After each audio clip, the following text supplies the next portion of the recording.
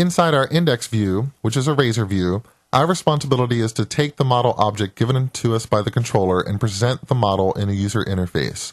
Since this is a web application, we'll build our user interface using HTML markup. So we'll need to have some HTML, and we also need to access the model through C# code. In Razor, you can transition between literal text that you want to output as is and C# code by using the @ sign. So for example, I want the text index to display on the page. Now actually, I want the page header to say the latest reviews.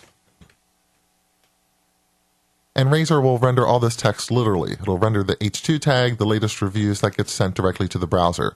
But a little bit later, I want to output the body of a review.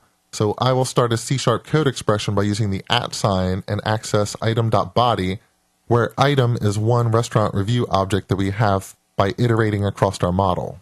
You can think of the @ sign a bit like response.write, if you've ever done that in ASP.NET. The result of the C# expression, item.body, is sent down to the client. But there is a difference between this code expression and response.write, because Razor will automatically HTML encode output to help prevent cross-site scripting attacks. Let me show you what I mean, but first, we'll clean up this view a little bit. We'll get rid of the created date because that's not providing any useful information right now. And we can also take this create link and move it to the bottom of the page. So the scaffolding template that we used in that add view dialog to create this view, it's really just giving me a starting point, and I'm free to change this around as much as I want. Now let's come over to our data source and change the body of one of our reviews. And instead of being something sensible, like only eat here if you must, let's change it to be script equals type text/JavaScript. And we'll have some sort of alert here. And then we'll close off our script tag. And so what I'm trying to simulate is a malicious user who comes to my site and enters a restaurant review that doesn't have a real review behind it. It just has some malicious JavaScript that they want users to execute when they visit my site. So let's save everything and do a build.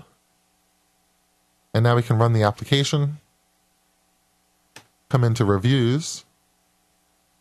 And you can see that all of our changes were picked up. And the malicious script that someone entered hoping it would actually execute inside of the browser, it didn't. Because that text was HTML encoded, it gave the browser a chance to not display it. Let's just do a view source real quick and scroll down to where that review was. There you can see that is the result of HTML encoding a script tag. In Razor, if I really did want to display a property that had HTML inside of it, I could call an HTML helper called html.raw. We'll talk about what HTML helpers are in just a bit, but here I'm going to say html.raw and pass in item.body. We'll save this again, refresh our page, and now you can see the JavaScript actually executed.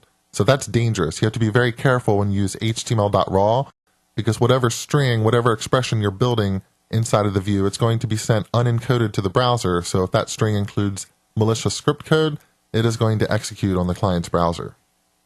So let's go back and change the body of this review back to what it was before. I'll just hit Control-Z until we get only eat here if you must.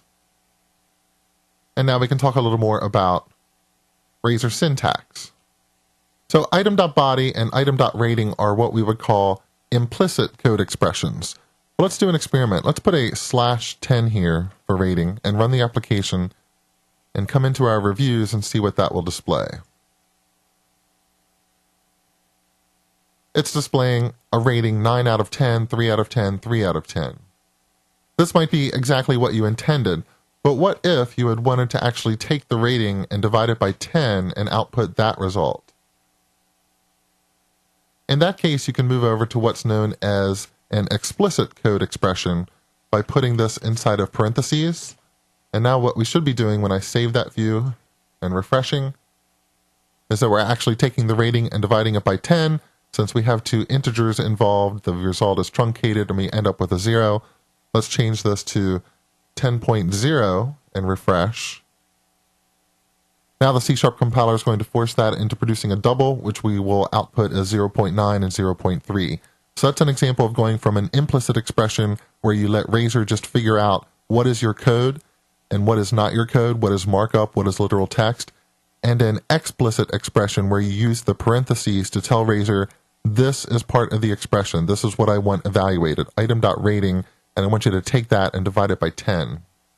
Razor is really quite good at figuring out what is code and what is markup, but sometimes you'll need these explicit expressions. Let me show you another demonstration. Let's say instead of just putting out item.rating as a number like 3 or 10, that item.rating is really part of some scale. We'll call it the K scale. So we want to put out a K prefix here because I like having a K prefix. And if we save that and refresh the view, you can see we're actually outputting K at item.rating, and that's because Razor is smart enough to look for what it thinks is an email address. And that means if I really did have an email address here of, let's say, scottallen@pluralsight.com, I would be able to output that without doing anything special.